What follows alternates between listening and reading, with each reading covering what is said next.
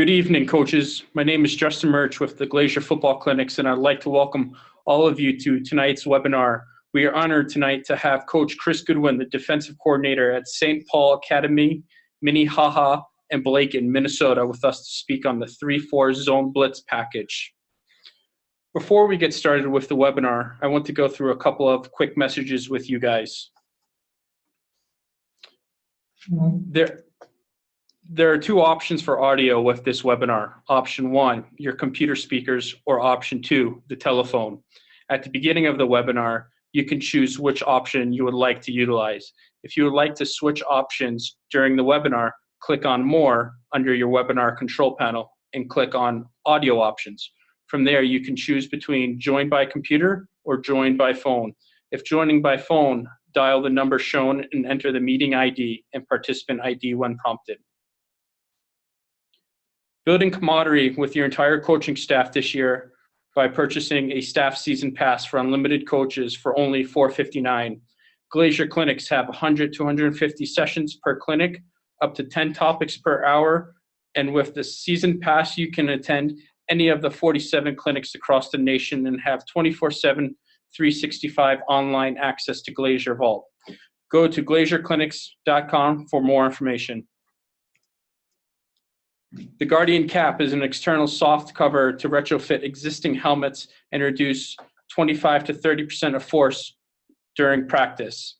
It reduces static heat by 15 to 20 degrees, reduces sound wave and vibrational frequencies, and reduces severity of blows to hips, hands, knees. It reduces cumulative effect of repetitive subconcussive blows to the head. It's been on the field since 2011, used by 30 to 40 NCAA programs such as Clemson, GT, SMU, as well as 500 plus high school programs. Get a quote at guardiancaps.com to learn how affordable Guardian Caps are for some or all of your athletes.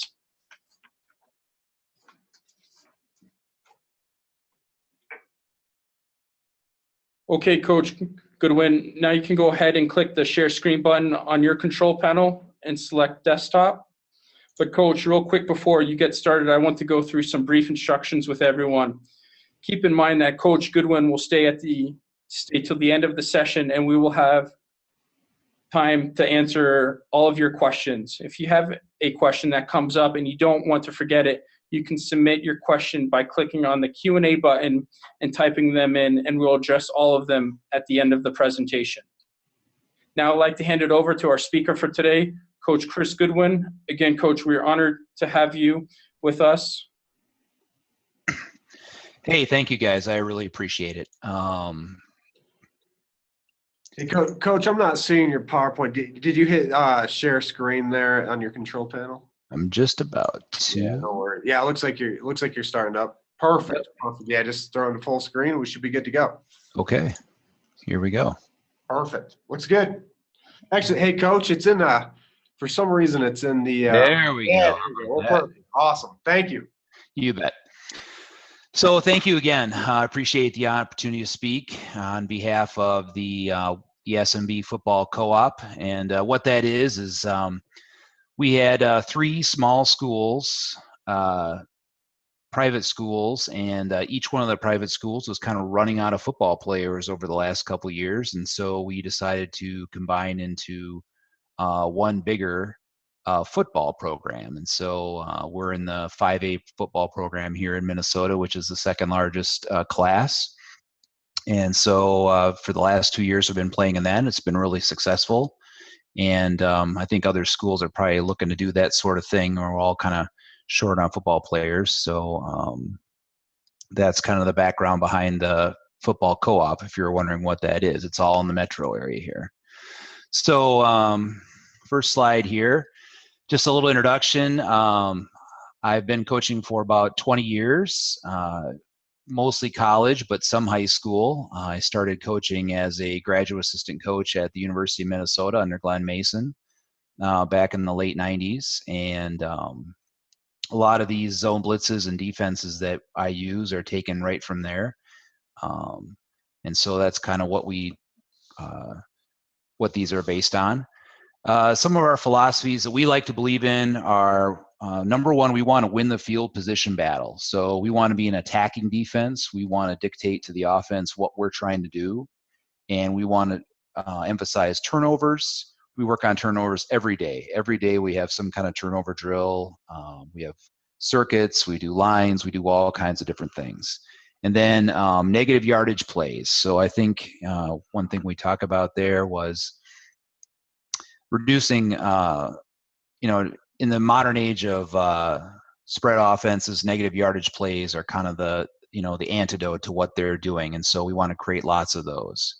And we run these zone blitzes and blitz 56% of the time. So half the time we're running these blitzes. It's not a 3rd and 7+ type situation. We're running them on 1st and 10, 2nd and 4, all kinds of different situations. Some of the other things that we've adopted in our program is we're big on rugby tackling.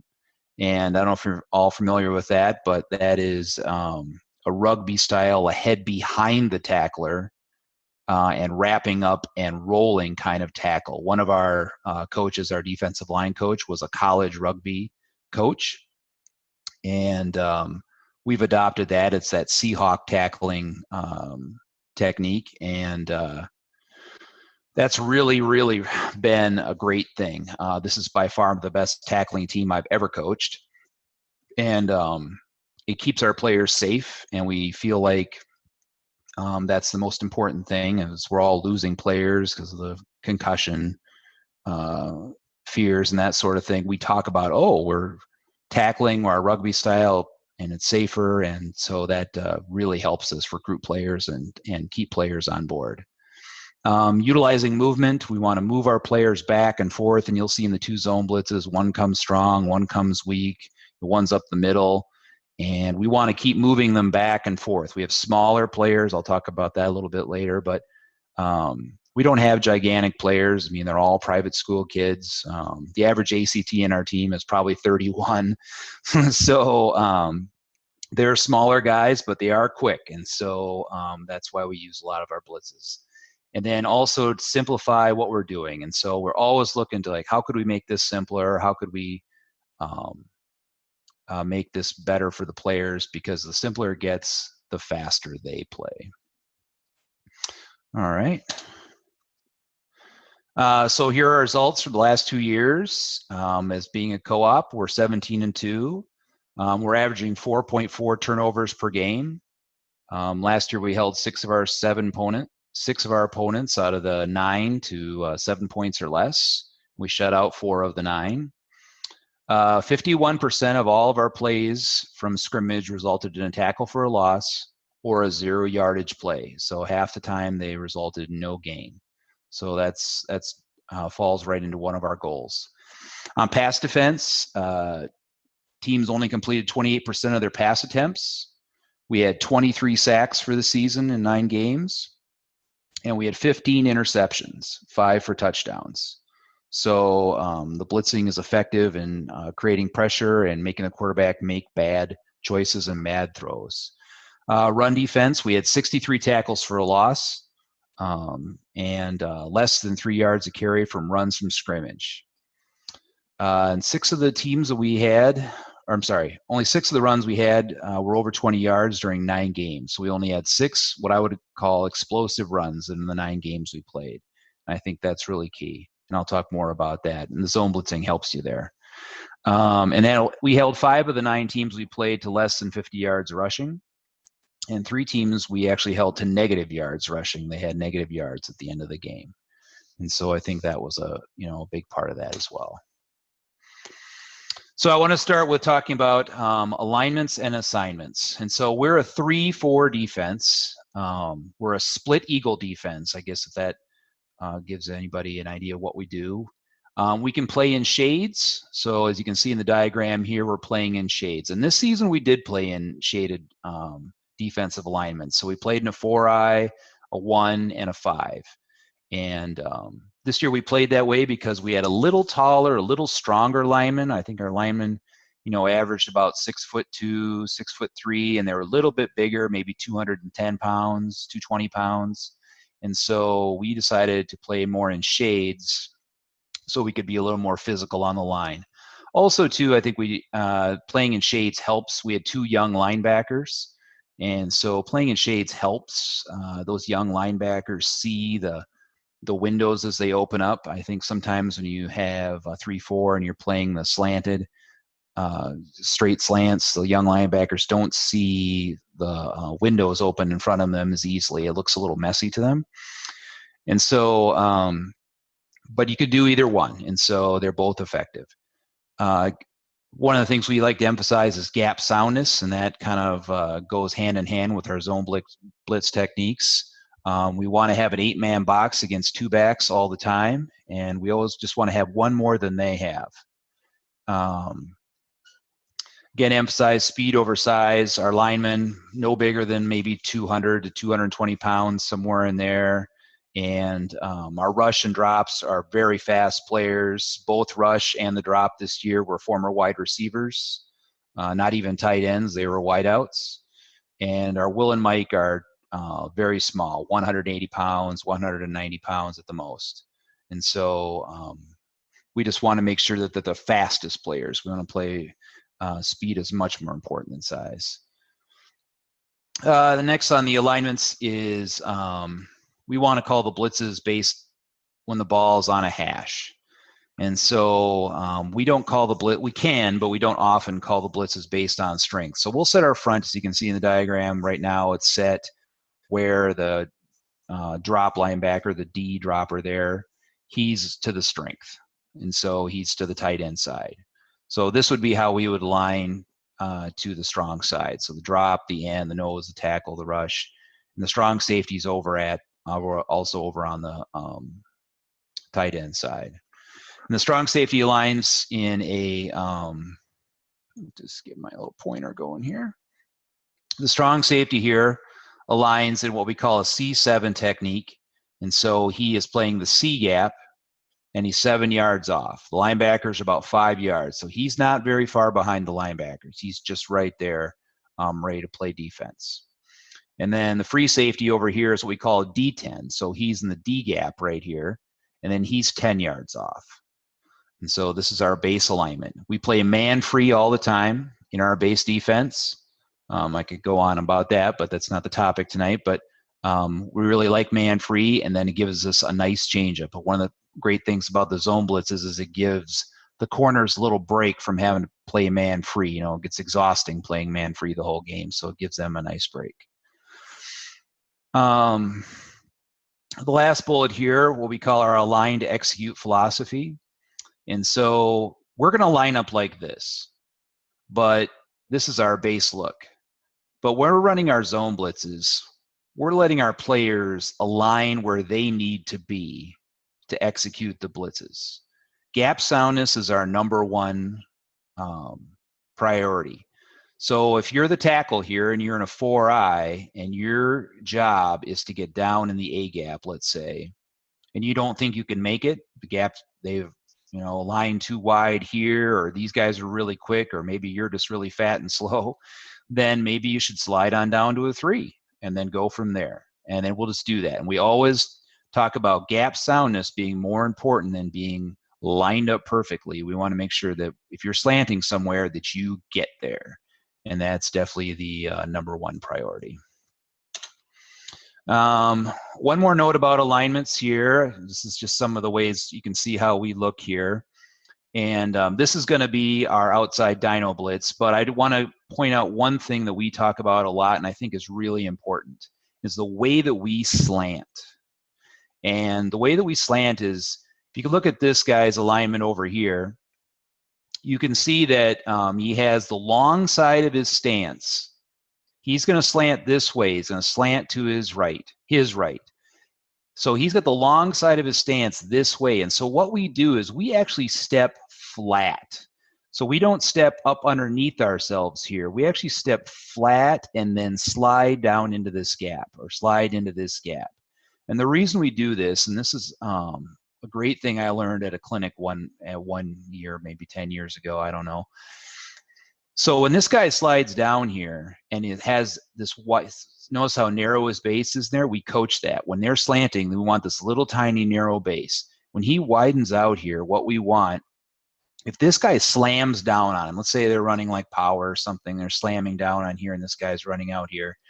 When he slams down and this guy hits him, he's got a good base to work from. Because the worst thing you can have happen is say he steps underneath himself right here, or steps directly down inside here, and then this guy blocks down him, he's going to wash him way down in here. Then all of a sudden you've got this short corner on the end of your defense here, and we don't want that. We want to step wide, step square, lets you see kind of what's going on as well. And I think that's actually a really big part of why our zone blitzes are successful, is just this part. And so, yep, our defensive linemen, every single day, we work on them. Left-handed stances, right-handed stances, of course, mostly left-handed stances because they're all right-handed and they don't want to be in like left-handed stances. You got to yell at them constantly to be in a left-handed stance. But they have to be good at both. And so we practice that every day. It's everyday drills, left-handed stances. So just to start off here, so how we call our defenses is we will call them the call first, how we're going to set the front, and our defenses, that's field. So we always want to set our blitz coming from the field. We want to come from the field. So our call will be field. In this case, this is Dyno. So field, Dyno, and then red is the coverage. So red tells everyone that this is our zone blitz coverage. Our base coverage is black. Our man blitz coverage is orange. We don't run a lot of man blitzes. It's very rare. But red is our main coverage. And so some things that are a little bit different is the corners and freeze. They bail. So normally we're in a man-free look, right? And so they start out in a kind of a press position. As the quarterback's going through his cadence, they bail to 7 to 8 yards. They don't bail all the way out to 10. I think that's an important coaching point. They don't bail super deep because we don't want them to be 10, 12 yards off, and then they're zipping, they're zipping hitches out here, or zipping out routes, maybe in double twins or something like that. So anyway, this would be field, Dyno Red. And the reason also that we do that is that there's no thinking involved by the players. So if they know that it's field, they can quickly get lined up and ready to go. So it's fantastic against no huddle teams, quick going teams. Boom, field. We're all lined up. We're ready to go, and we're going with it. Because no matter what their formation, we're going with this. And so 7 to 8 yards.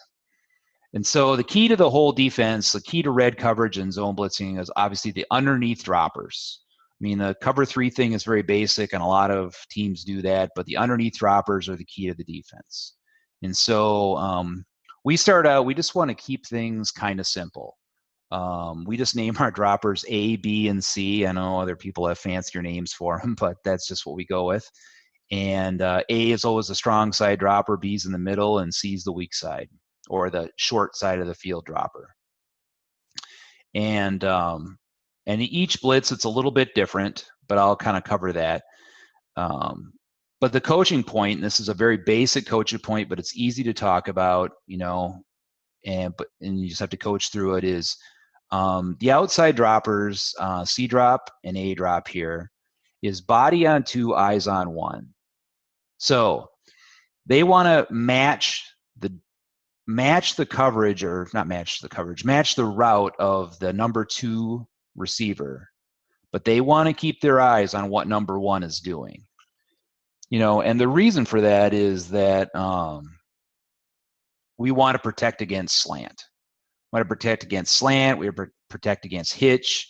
We want to make sure those routes don't come in behind us, because the big deal is there's no hook to curl dropper in red coverage. I mean, there's no player right here. This guy's coming out here. So when they run, if you widen too fast, if this guy went out here and this guy went there, you widen too fast, then there'd be this big hole there to throw the slant in. So we want to protect against slant. Hitches, we're at 7 to 8 yards of the corners. Hitches now, it's, we can bail and we can run up and tackle those and we're all good. But we want to protect against slant, so that's important. So body on 2, eyes on 1. And then we talk about a lot about dropping versus formations and not just dropping to a landmark. We really focus on that a lot. Again, we have a lot of smart players, so they'll memorize all the formations you give them night and day. I haven't had that everywhere I've ever coached, so sometimes you do have to do kind of landmark against formations. But the more you can teach them about how to drop against certain formations, where the weaknesses are and where the holes are going to be, the better off you're going to be. And so we really focus on that sort of thing, is dropping against those formations. Okay, so our first blitz we're going to talk about is field Dyno Red. And so field is where the blitz is coming from, or where we're going to set the front to. So we call in field Dyno Red, and the Mike linebacker right away, ball's on a hash. The field's out to the right. He's going to start yelling right, right, right, right. And they're all going to go over there and get lined up in a right formation right away. They're not going to wait for the offense to come out and there. Look, they're just going to go get lined up. Or if it's a no huddle deal, boom, they're right up there and ready to go. The results from last year, 53% of all the plays we ran were 0 or had negative yardage. The run average is 3.2 yards per play, and our pass was 2.7 yards per play, and we had 9 sacks. So it's a good balanced run defense and pass defense. I actually really like this one versus the run. This is my favorite run zone blitz.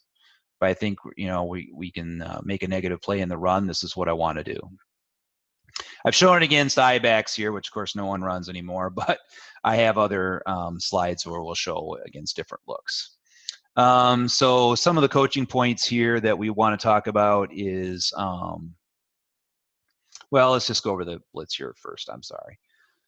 So the outside linebacker, the drop here, his job is to be outside everything. So he's outside here, coming outside. He's generating the pressure. He's the one, the quarterback, and everybody's going to see bouncing around out here like a crazy man, and he's going to come out here and he's going to do the blitz.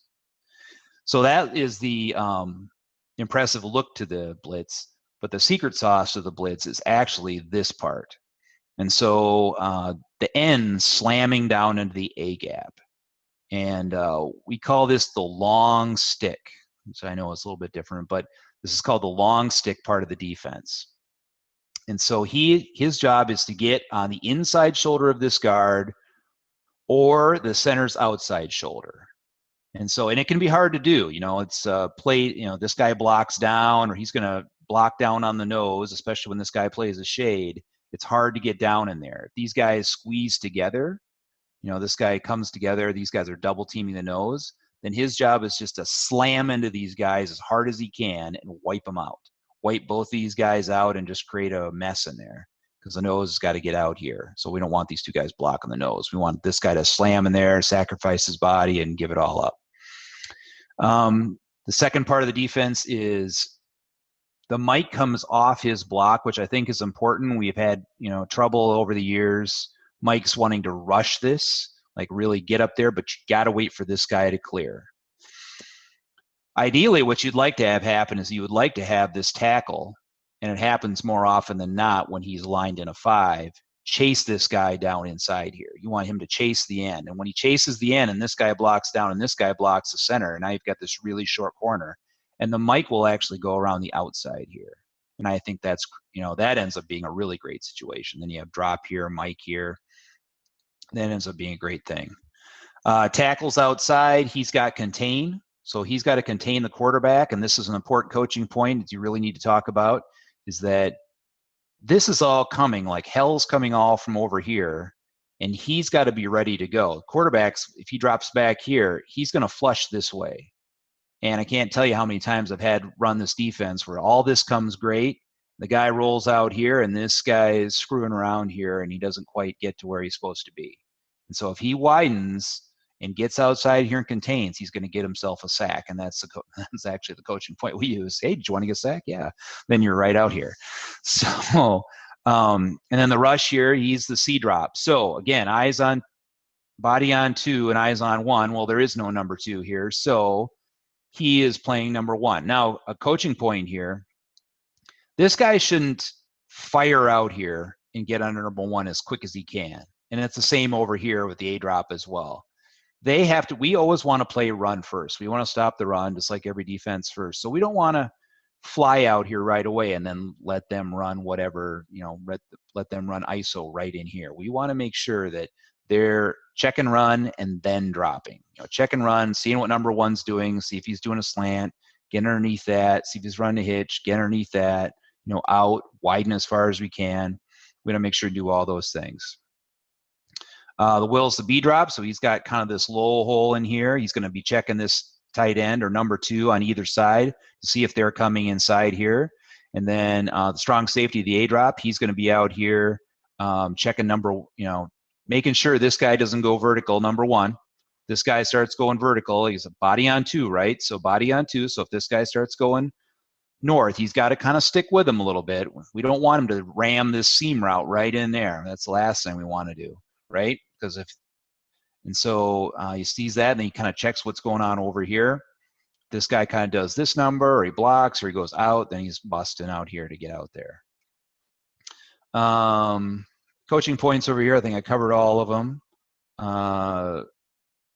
Swim versus trips, I'll show that in a video.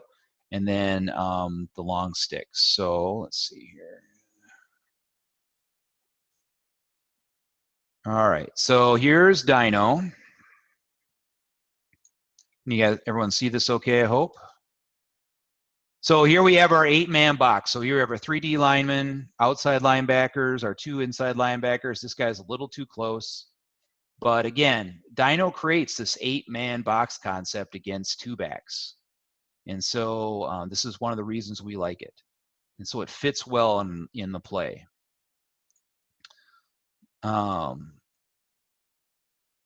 So again, here we're going to take off. They're going to run power. And so here's our A dropper. He's hanging out. He sees run. He's not taking off, busting out to the flat. He sees run. Also, the dead giveaway is this guy's split. He's inside the hash here with the ball kind of in the middle sort of the field. But and there he goes. This is actually, I also wanted to show this one too, because it's actually a nice example of our rugby style tackling. This guy's running to his right, and our guy gets behind the ball and wraps and rolls him down. And that's our rugby style tackling that we use. But again, we do a great job. The Mike here actually does a fantastic job. You can see right here, he's taken on two guys at one time. So that's an exceptional play. But again, it frees up this guy to make that play. And the Will right here, the B dropper, he's on his way as well.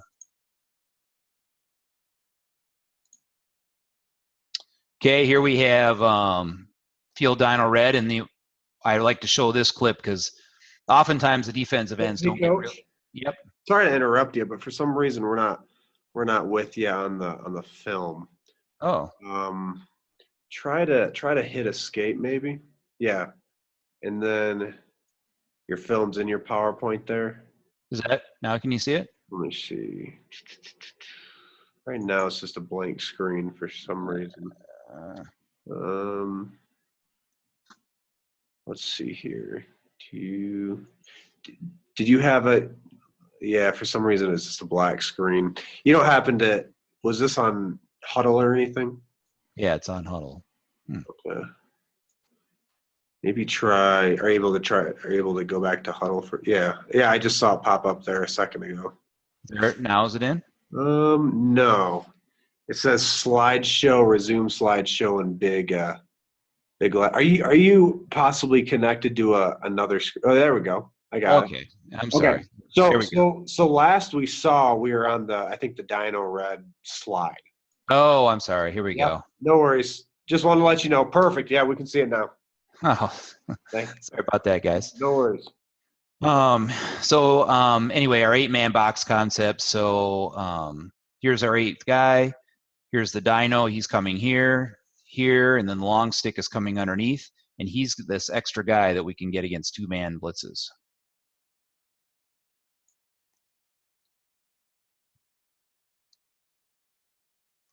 And again, yep. And there's our rugby style tackle there that we like to talk about.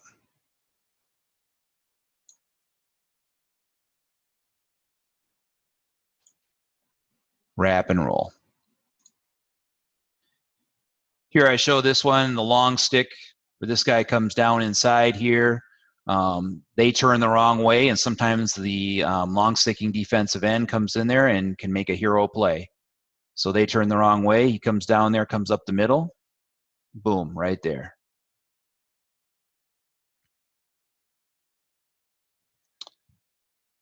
This one I wanted to show the swim adjustment. So against teams that have trips out here, what you don't want to have happen is you don't want to have an A dropper out here all by himself against 3 players with the next dropper way inside here. And that's a bad mismatch. Teams are going to run bubble on you all day or whatever they want. And so what we do is we run a swim adjustment. And so what happens there is instead of the mic right here, the B dropper, the mic, instead of him blitzing on the dyno, the Will here highlighted, he blitzes on the dyno right here. So he blitzes on the dyno. And the B drops out and checks out number 3. So he's got his body on 3 and his eyes on 2. And so that's our adjustment for trips, or even Trey, the tight end with twins out there. That'd be one of our adjustments there. And you can see that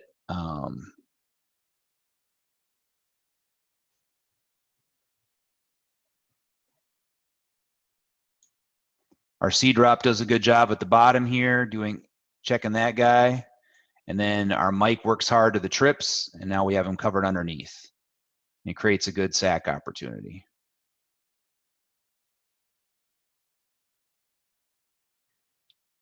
Let's see here.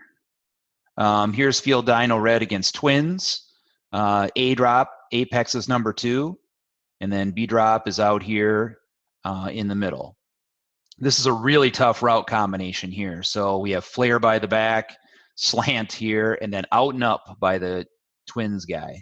So pretty much the worst case scenario you can have for the A dropper here. He does a pretty good job playing this. The only thing I would say on the coaching point here is that he needs to do a little better job on the slant. So right there, you can see right there.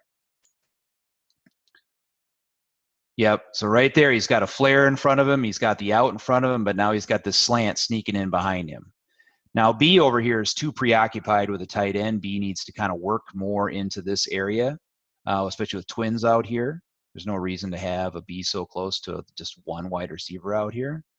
But because they only kept one back in, here's our drop to the outside. Here comes our Mike right up the middle. Long stick took the tackle with him.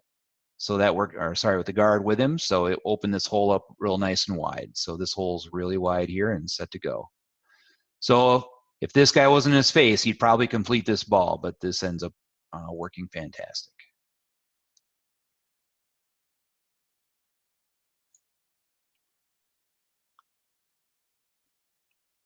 Okay, here we have field dyno red versus pro again.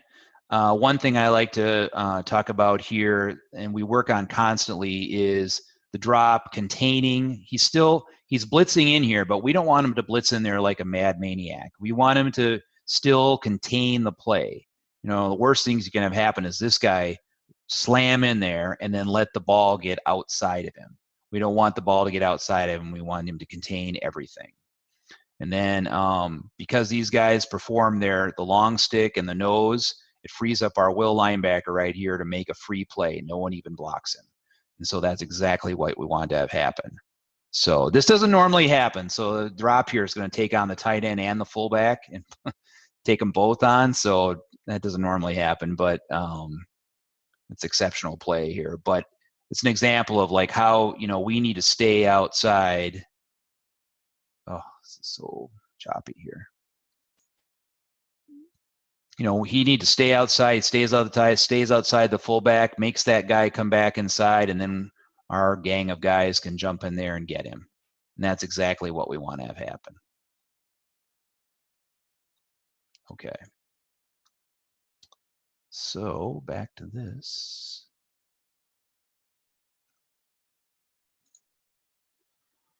Okay, can everyone see this now again? Yep, looks good, Coach. Thank you. So moving on to field crash red roll. Good results again with this. 61% of the plays ended in 0 negative yardage. 2.8 yards against the run, 1.6 against the pass. This is our corner blitz. And so what we do is we always call this to the field because we don't want the short side over here. Or we do want the short side over here. We don't want a long side over here where this guy's got to cover a long way.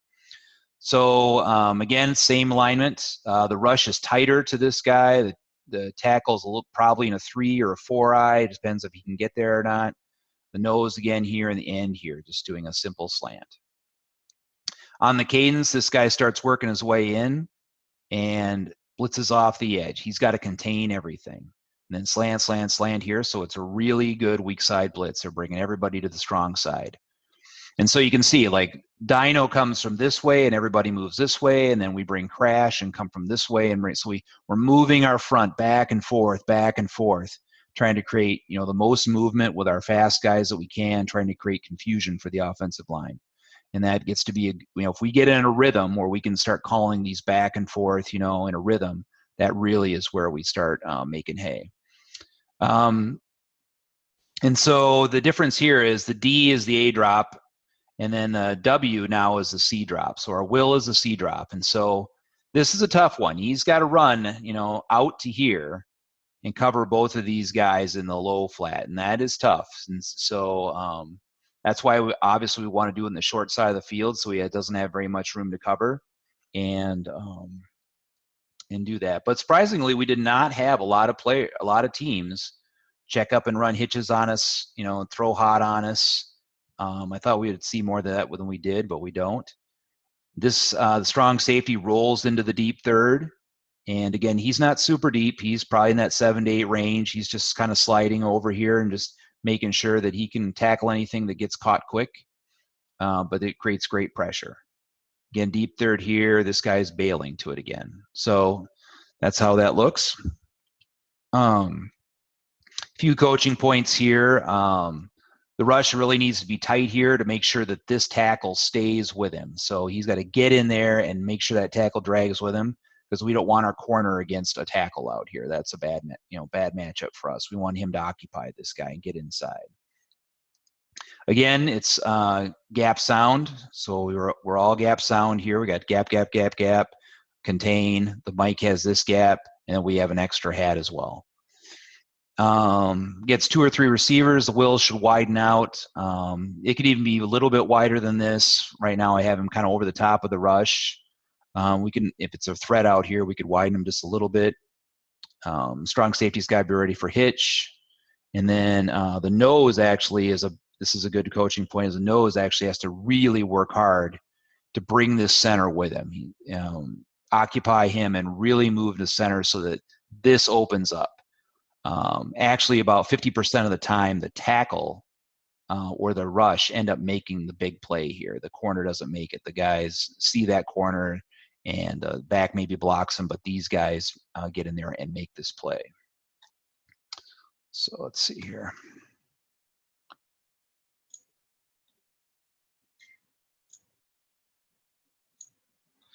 Okay, so go back to the video here. It's a little crash here. Everyone can see it okay? Looks great, Coach. Thank you. So here we have crash. Now here we have trips to the boundary. So trips down the short side of the field, which is a little bit unusual. I mean, our players know if they see trips to the boundary like that, guess what? This guy right here, that's what they're trying to do. They're trying to create some kind of mismatch there. And in our base defense, where we play man free, this is a good scheme by the offense, trying to create that one-on-one matchup over there. But here we've called crash, and so this guy's going to sneak down in there and go.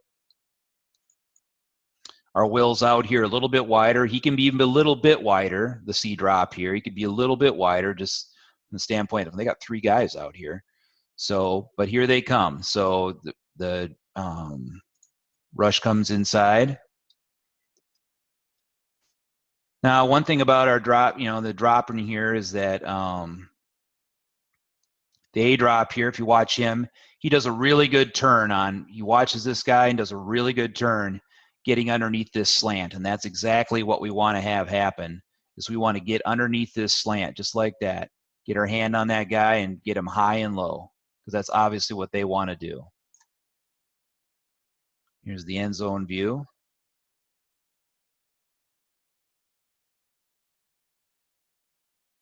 Oh, should have picked that off. That's right. You should hold your head. All right, here we go. Field crash again. This is doubles. A, C, and B again. They're going to try to run a little quick screen out here, trying to beat us on this. Here's this guy again coming down in here. Free safety.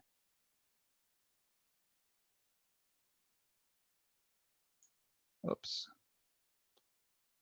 Here's the end zone view. Go back to that one. Sorry, probably everybody didn't see that. So sneaking in there, coming. Will does a good job seeing that and blowing it up. All right, here's versus spread. So this is crash from the boundary. Again, we're on the hash, so it's field, crash, red roll. So this guy's doing the blitzing. He's going to sneak in there. And what we're trying to do is we're trying to create good spacing here, trying to make our fence, that we call it, so we're good and spaced here against their particular front.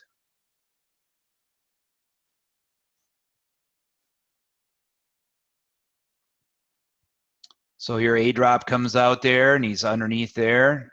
And a quarterback's got to make a quick throw because of the pressure. And here we're lined up. You can see that here's our rush, and he's going to come in here, and here this is going to come here, just like this.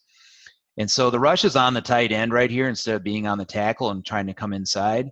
This is a good play by him because this is their run strength, and they could run the ball over here. And so we want to make sure that we're kind of being ready to go here and slant inside.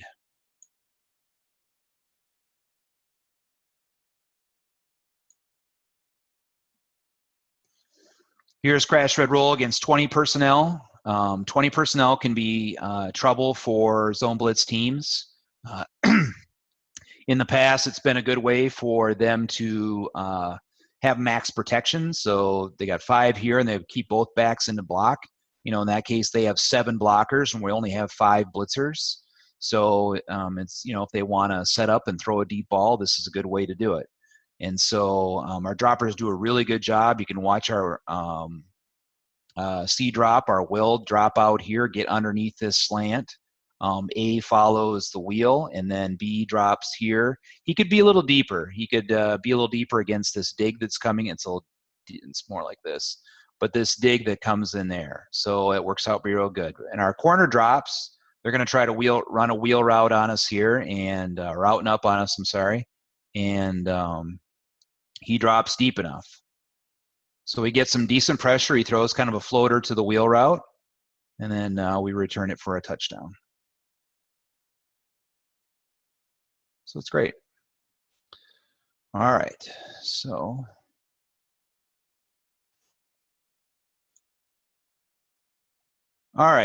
that's field crash. The last blitz is field blast red, and again, 48%, almost 50% of our plays had a 0 or negative yardage play, so half again. Run was 4.8 yards per play, and pass was 2.0. This run was a little bit high. We don't run blast nearly as much as the other two, probably maybe 60% of the other two. And we had a couple get away from us here. We had 2 big plays that got away from us here. So great blitz, and we've run it lots of different ways over the years. Just to talk about that for a second. The way we run it now is we actually have, because this is the in vogue thing, of course, is to have both guys walked up in the A gaps. I actually really like both those guys in the A gaps, especially when the quarterback is under center. And we still had, surprisingly, with the so many spread offenses, we still had almost 50% of our play snaps with a quarterback under center. So I like the quarterback under center there because you can see these 2 guys standing there. And more often than not, I've just seen over the years where these 2 guys walked up in there will create pressure on these guys. You'll even get bobbled snaps, but quicker throws. The quarterback sees these guys, and he is worried about his quicker throws. But over the years, we've definitely had, these two guys back here and the nose here, and we've run the blitz like this. And we've also run it where this guy goes weak and then both these guys go strong. So we've done that as well. So there's a lot of different variations of blast. Right now we're doing it this way, but there's lots of different ways to do it. And so the one thing that's a little bit different on blast is that you want the tackle here, the 4-eye. You don't want him to quickly get, he's still the contained player. You don't want him to get out the outside so fast. You want him to kind of be hammer into this guy, play the run, and then work his way outside. And so that's just a little bit different. And again, this blitz, the rush again is the C drop like Dyno. So, and the D is the A drop like Crash. And so on 2 out of the 3 blitzes, these two guys are doing the same thing. And that's a really, again, to simplify things, that's what we want. We want to kind of have repetitive, okay, so on 2/3 of the blitzes, I'm doing the exact same thing. And I think that's important. I know what I'm doing. I'm body on 2, eyes on 1. The strong safety comes down into the hole and becomes an extra linebacker. So it's a good blitz against, 2-back teams, zone read teams. These two guys are blowing it up in there, and this guy's this extra hat, probably one of your better tacklers, right, that's down in this area. And then also it's good there against screens. So if they want to run middle screens, we coach that constantly. We run little middle screens against this. These two guys running up the middle are never going to stop that middle screen, but they're going to make him float it, and this guy is going to see where that middle screen is. So that's it's a good blitz against that. Again, the tackle and the rush can't be in a hurry to bail out. And then the strong safety needs to watch this little number right there. So he's got to kind of have his eyes on this guy over here. 2's going to rough him up a little bit, but we also got to kind of be underneath this vertical right there. All right. Let's see here. All right, so let's go blast. Got 3 clips of blast to watch here. All right, so here we have blast versus twins open. So 20 personnel. We got twins out here, but we have eye backs. Nice part about blast is now we got 1, 2, 3, 4, 5, 6, 7 in the box here, and kind of 7.5 out here. This is a pretty deep, this is pretty wide apex, but they are kind of tight twins. But so we're gap sound here, and that's what we want to be. Linebackers walk up on the cadence. And then because we're gap sound, they run right into our guys. Whoops, I want to watch the end zone here. So again, here we go. We got our guys right here playing inside. Number 3 here, our Will linebacker, he's playing too far down the middle of this guy. So he shouldn't be in the middle of this guy. He should be right here. He should be right. He probably makes a play in the backfield if he's lined up more here as opposed to here. And this tackle, he should be tighter. He should be more in here. So he gets too wide, and so it opens up this gap. But our rush folds inside, and we get 8 hats on the ball, which I really like. That's what I like to see. Here's blast again. Blast versus 10. Here's our A drop. Our A drop's widened out over the doubles over here. Our C drop is widened out a little bit over here. These guys walk up. And then strong safety comes down the middle there by the umpire. He throws a deep floater and he begs for PI and gets it. So that never happens usually. So that's a good thing. Here's the end gap. Again, you can change these linebackers if you want to. The only thing I would say here is, again, this guy's just light up a little too wide, but I think it's 3rd and 10 or something like that. So we're giving him a little liberty to come outside here like that. Again, everybody's got the correct stances, so we're liking that.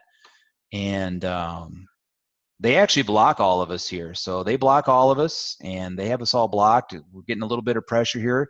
but it's enough pressure up the middle where this guy feels it, and he kind of throws that high floating ball that doesn't get caught. It's just, you see, he steps back and he kind of releases it there. Good deep drop there by the corner, the free safety. Okay, here we have, whoops, yeah, come on there. Here we have blast versus 12 personnel. So ace formation, this guy is going to go in motion across here. Again, we don't go with a motion. So the corner kind of settles up behind over the top of the tight end here and plays deep thirds here. Both our guys are walked up right away.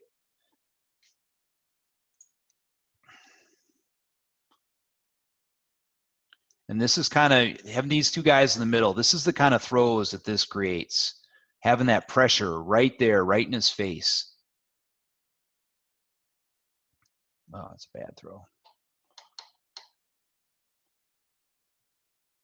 Here's how we kind of want to look in the end. And so against 12 personnel, these guys are as wide as I would ever want to see them. Here, I would really rather see them more in here and more in here so that they don't end up outside, which this guy right here ends up being. Against 12 personnel, so we have our box the way we want it. So we're gap sound.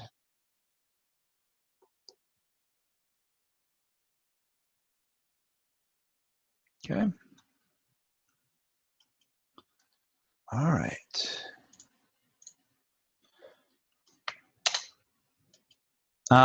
Just one quick slide about option responsibilities.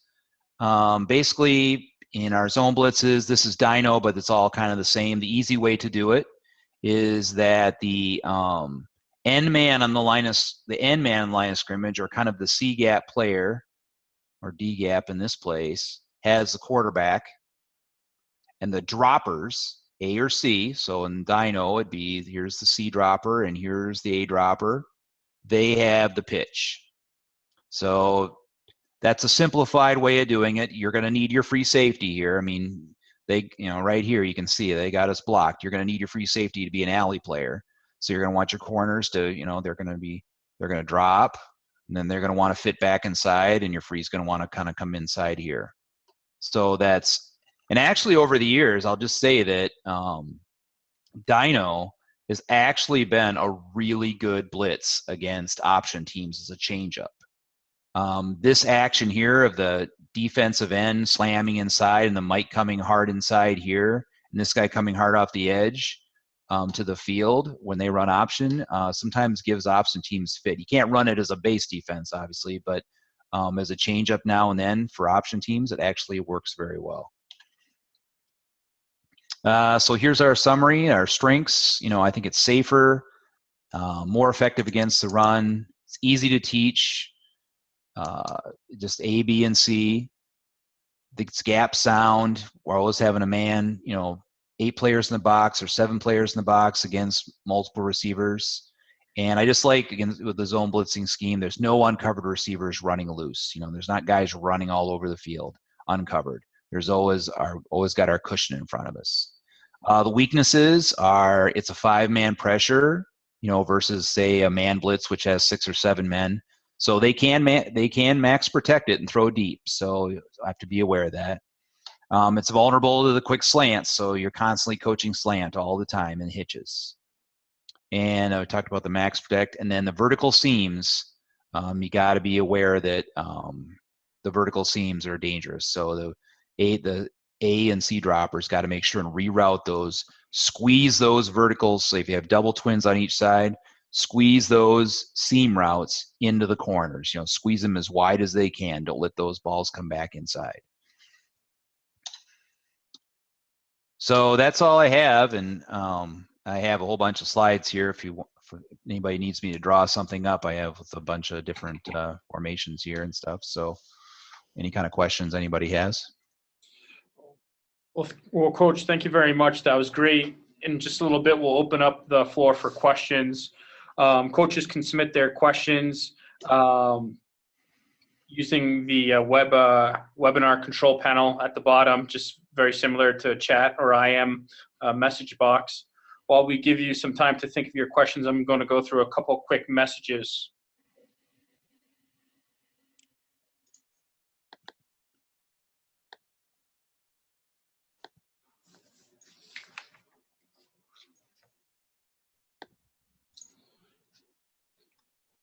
Build camaraderie with your entire coaching staff this year by purchasing a staff season pass for unlimited coaches for only $4.59. Glacier clinics have 100 to 150 sessions per clinic, up to 10 topics per hour. And with the season pass, you can attend any of the 47 clinics across the nation and have 24/7, 365 online access to the Glacier Vault. Go to glacierclinics.com for more information. Guardian. The Guardian cap is an external soft cover to retrofit existing helmets and reduce 25 to 30% of force during practice. It reduces static heat by 15 to 20 degrees, reduces sound wave and vibrational frequencies, and reduces severity of blows to hips, hands, and knees. It reduces cumulative effect of repetitive subconcussive blows to the head. And it's been on the field since 2011, used by 30 to 40 NCAA programs such as Clemson, UT, SMU, as well as 500 plus high school programs. Get a quote at guardiancaps.com to learn how affordable Guardian caps are for some or all of your athletes. Now, Coach, I'm going to ask you to take control of the screen again so you can use that to help answer any of these questions that are coming in. We do have some questions for you. Okay. Sounds good. Yeah, what are the questions? So, do you ever run match coverage in your blitz? Match coverage, yes. I haven't this year in the high school level where we kind of chase guys around a little bit, but it's more formation based. So based on the formation, we kind of drop to spots and just try to eliminate some of the more dangerous throws. Okay. But we have in the past. We'll definitely match where we'll move the B dropper out farther or closer to a certain formation or to a certain player. Yep. Do you ever use the free safety in any of the zone blitzes? We didn't this year. I have in the past, and so let's see here. Where's my pointer here? So, can everybody see my screen here? Coach, just hit share screen real quick. Yeah, what am I doing? Because we took control of it, so just hit share screen when you can. Okay. Where is it here? See it now? Perfect. Yep. So we used to have a zone blitz to be like this, and then this, and then this would, and so we used to call that Wolf. See, WOLF, and so that was the blitz we used to use. So here's your C dropper, here's your B. Coach, we're not getting the screen that you're on. I still see the PowerPoint for some reason. It's all right. No worries. How about now? No. Not quite. Let's see here. How about now? Still seeing the PowerPoint. Yeah, there we go. Perfect. Okay. So this would be Wolf, and so we would run the will down in the A gap. The free would sneak up here and go up here, and then here'd be your A, B, and C drops. And then the strong safety would take the deep third. So we used to run that one actually at the University of Minnesota for all the time. We had a really, really tough, mean free safety, and he loved to blitz. So, Coach, here's a question for you. What's the difference between your tight and field front? Also, does your A and C droppers take an outside leverage responsibility, seam droppers, like Dick LeBeau does in your fire zone coverage? Okay, let's see here. So the first part of the question, the tight and the field, there is no difference except for the field and the tight. Just tell the front which way to align. So, let's see here. There's one with a tight end here. There we go. So here's a tight end, right? And so if this was tight Dyno Red, then, the front would be called to the tight end right here. But it's field Dyno Red, and here's the field out here. And so that tells them. So that there's really no difference between the two. The tight and the field just tell the front where to align. And then what was the next part of the question? So the second part was also, does your A and C droppers take an outside leverage responsibility, in parentheses, seam droppers, like Dick LeBeau does in your fire zone coverage? So maybe saying that, do they go vertical with these guys?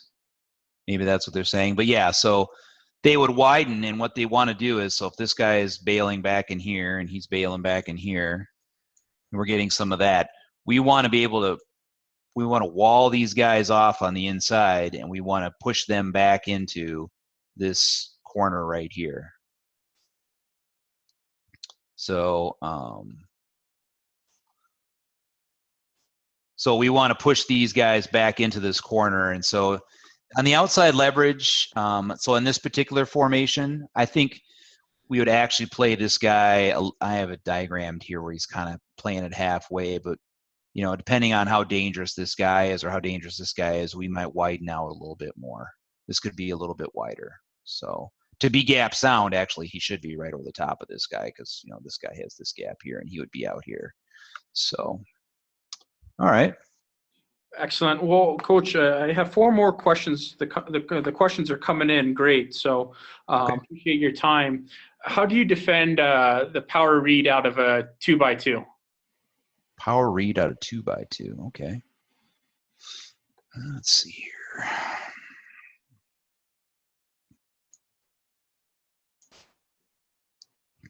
Okay, so let's see. I'm assuming he means that it's this play here, where this play. So on Dyno, it'd be like this. And again, on Dyno, let's see, it wouldn't be aligning there. He'd be aligning here. So he'd be coming inside here. And if this guy, his rule here, like we kind of saw in that one clip, is that any kind of play, any blocker inside, we're going to spill, or wrong arm, you might say. And so any blocker inside here that comes from the inside, which is key. Once this guy blocks him, that's different. But if he comes from the inside here, then we're going to spill and make him bounce outside here. Out here, we're actually in pretty good shape. We have, this going on out here. So the quarterback comes out here, and we're gap sound here. The will's just hanging out here, and he's got this gap here. But right here, we're back on the quarterback. But here, he's going to make it bounce. Strong safety's coming here. He's got a little leverage inside there. Okay. Excellent. And I believe you touched on this briefly, but what is your blitz to coverage ratio? Blitz to coverage ratio is, actually I had this figured out. Let's see here. I did cover it, didn't I? I believe it's 56% blitz. I think we're 56% blitz. Okay. Thank you. 2 more, if you don't mind. I don't mind, yeah. Have you used this +2 blitz versus wing T schemes? Yes and no. Generally against wing T schemes, we don't blitz as much. If we do, we're gonna run Dyno a lot, and I'm gonna run Dyno and crash. But probably versus the wing T, you should stay away from blast, putting both your backers inside there. I mean, you could catch them when they're pulling, I suppose, but most good wing T teams will catch those 2 guys inside, and then, if they're running their sweep plays and things like that, you're going to be in trouble. So Dyno and crash are the preferred blitzes there, yes. Crash especially. It looks like we have our, well, actually another question just came in, but a question from a coach out there. What do you suggest when you have an undersized defense against a run-heavy team in 22 personnel, then in parentheses, power, toss, counter teams? Okay. Again, I like to run Dyno, and let me just go to that slide here, because actually we ran into that twice this year. All right, let me just erase this here real quick. So they got a guy right here, so we got our corner right there, right? So let's erase that. So here's 22 personnel, and so our rush will be on the inside of this guy, maybe head up, and our corner will be hanging back here. And so we'll still be in our cover 3. And I like Dyno in there. And then sometimes when we run into teams like that, we'll make what's called a stay call. And I should have covered this in the thing, but we'll make a stay call. And what the stay call does is it tells these two guys to play normal defense. So here comes Dyno. And instead of this guy trying to loop hard outside, he's actually going to play defense right here. And this guy is actually going to play defense right here. And then we're going to have a corner support player out here. So now we have, almost a 9-man front against this sort of thing. And that's allowed us, versus power run teams to do that sort of thing. So we've got moving over here, trying to create a negative yardage play. And over here, we're kind of playing stud-up defense and not dropping into our coverages and not slanting away. We're trying to play a little more tougher defense. And we run stay, blast stay is really good, and then we run Dyno stay as well. So those are just little change-ups you can do. Excellent. And what appears to be our last question, how do you defend the jet sweep? Oh, let's see here. So on the jet sweep, what we do is, let's just see here.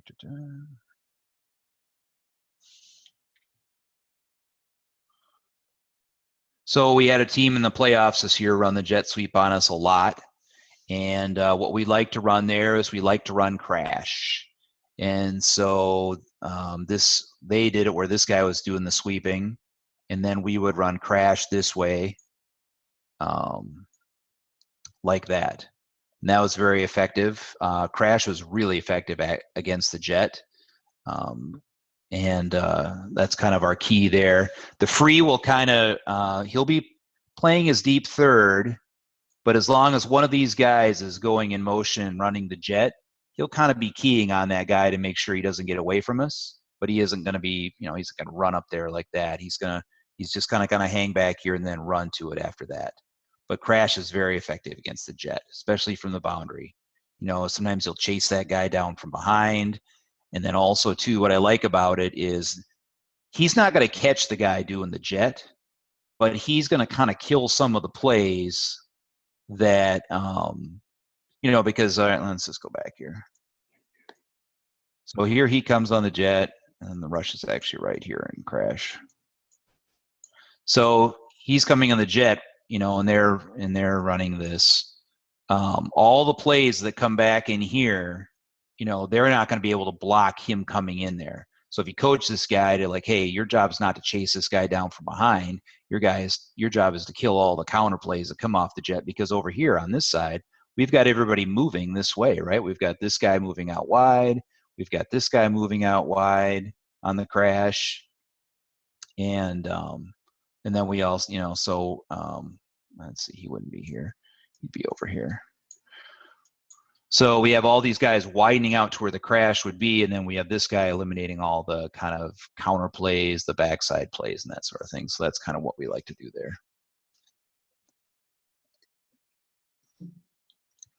Okay. Well, Coach, it looks like that's all we have for tonight as far as questions. We thank you so much for sharing your knowledge with us tonight.